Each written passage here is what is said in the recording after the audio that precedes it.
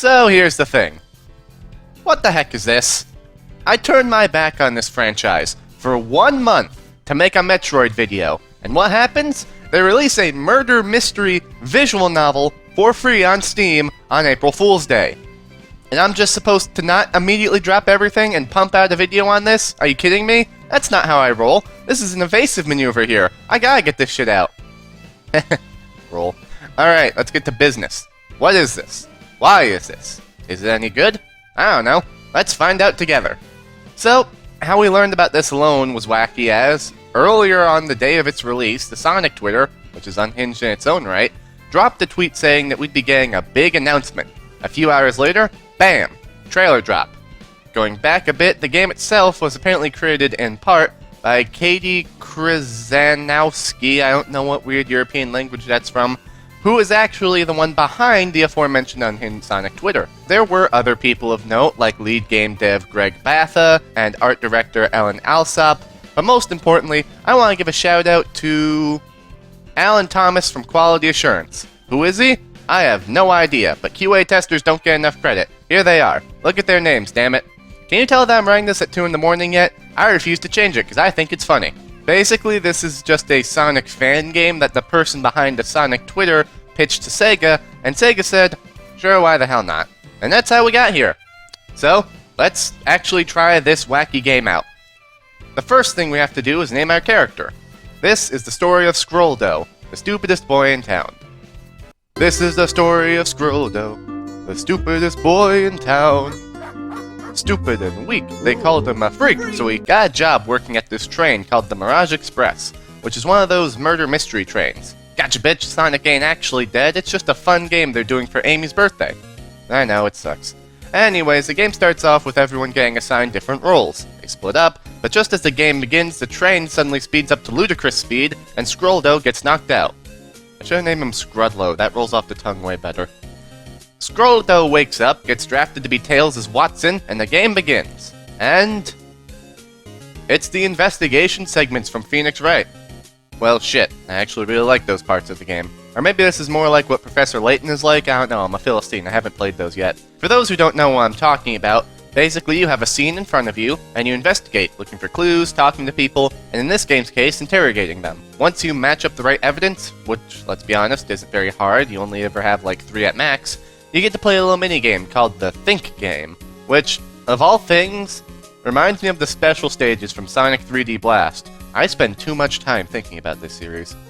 You run down this hallway and collect rings, but watch out, there's spikes and all sorts of other obstacles to dodge and jump over as you do it. It's easy for most of the game, but honestly by the last third, it started to get unironically difficult. I was actually dying and not making it to the end with enough rings.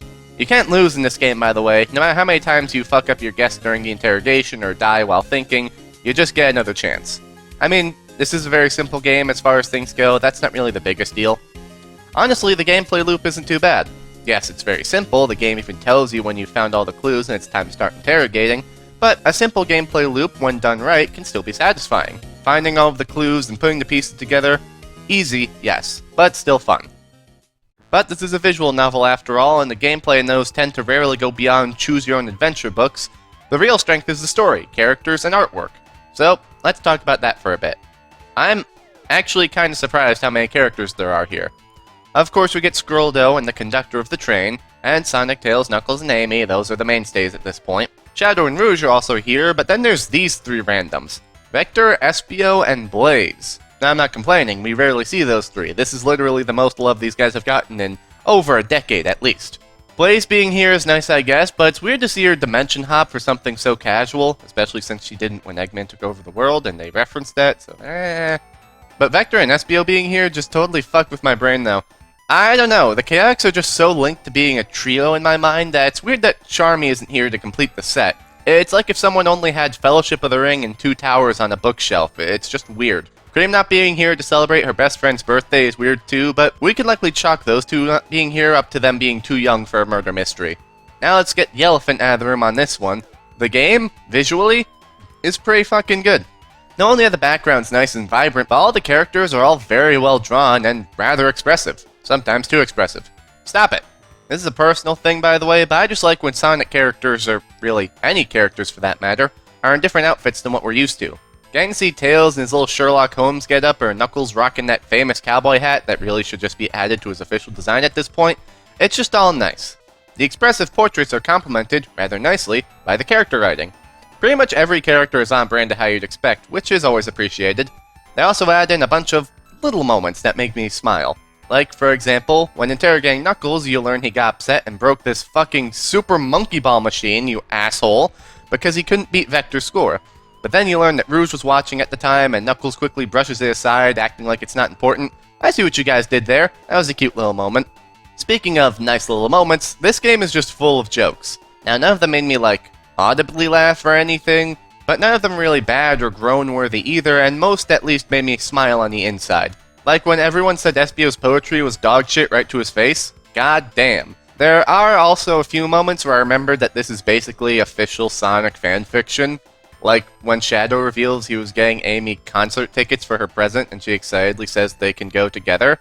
It's a nice moment and does a good job characterizing Shadow as this emotionally unstable idiot, but it feels like the type of thing we could only get from this franchise and this game specifically. But that's not really a critique, more so an observation. Well, now we're through with all of that, let's discuss the story and some of the game's highlights. Spoilers, I guess. The game did come out a few hours ago by time of writing, but also it's only 2 hours long and very small and free, so basically anyone who wanted to play this game would have by now. But whatever, fuck it. Always give spoiler warnings. After escaping a closet that Scroldo, Tails, and Amy somehow got trapped in when the train sped up, they find Sonic's potential corpse. And because funny meme game, he's in the Family Guy death pose. Dead meme? That's dropping it down a whole 5 points there, Master. Amy got a special birthday key, which allows her to open any door on the train, which seems like a blatant violation of privacy, but fuck it, what's a 12-year-old gonna do with that? Amy then immediately rushes away and blasts through the train. God damn it. First room is a saloon where Knuckles is chilling out. Also, you see these hands here? They're basically the train's arms, which basically allow it to do everything from feeding people to cleaning. Apparently, the only thing they can't do is microwave food, which is how Scroldo even got this job.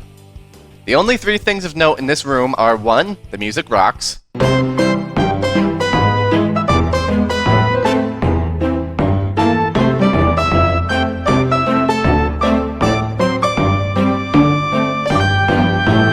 2. Shadow uses the term Ultimate Life Form on his Super Monkey Ball high score, which is just lovely. And 3. Probably the funniest joke in the game. Decent cash reward for finding this robot.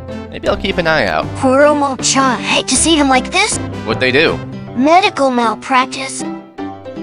Interesting. The next room is the library, where we see Vector and Espio chilling out. Apparently, Vector tried to bring a butcher knife on train, but the hand stopped him since part of the hand's job is to stop anyone from bringing any sort of weapon on the train. That way, everyone's safe. Also, hey look, Professor Pickle.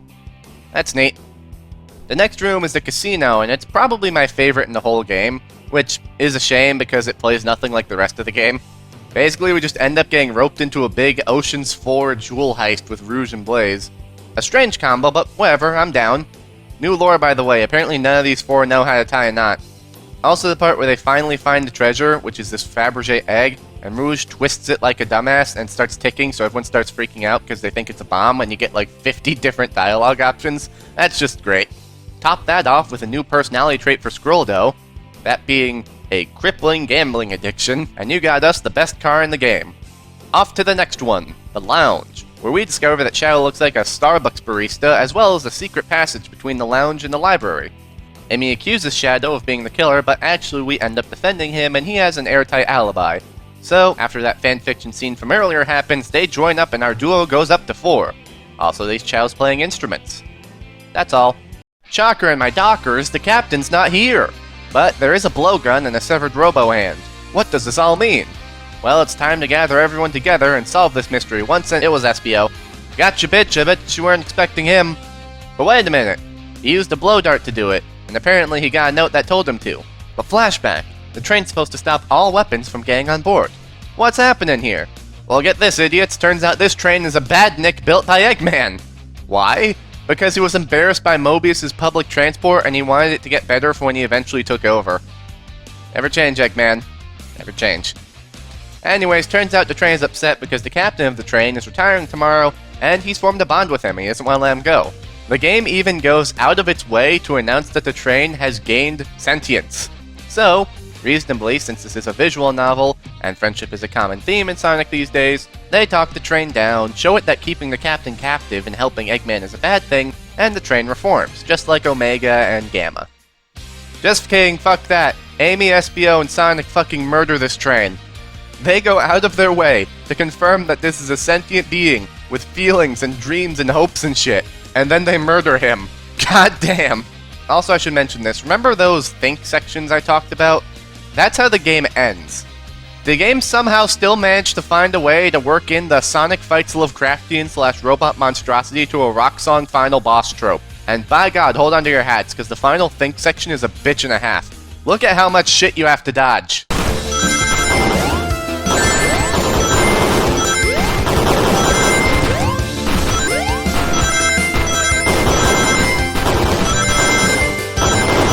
But, like I said, the three murder the train, save the conductor. I just realized I've been calling him Captain throughout this whole video, goddammit, but I'm too tired to fix it.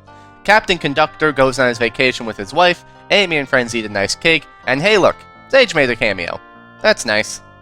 So, that's the murder of Sonic the Hedgehog. Quite frankly, I kinda liked it more than I thought I would. I expected it to be a sort of nothing burger, with the joke just being the absurdity of the situation. But, actually, the game subverted my expectations and delivered a genuine quality time, if rather simple and pretty short. I felt like I was playing through a story you'd find in one of the IDW comics. Maybe not a full arc, but one of those little stories that they put in the annuals. From the art style, to the music, to even the gameplay, strangely enough, it was fun. Now, obviously, going forward this is not the direction I want to see the series going, but that's not what this is. This is just a simple, fun little spin-off game that had a lot of energy and passion put into it. And it shows. Good job, everyone behind this. Especially you, Alan Thomas. I didn't forget, you assured the shit out of that quality. That being said, if anyone out there wants to, say, take some inspiration and make a chaotic detective fan game in a similar style, I wouldn't be opposed to it. I'd be willing to write. Just kidding. I'm terrible at writing. Have you watched the rest of this video? I'm Sir Strongman, and that was the thing. See, that's called a non sequitur. That's a bad thing.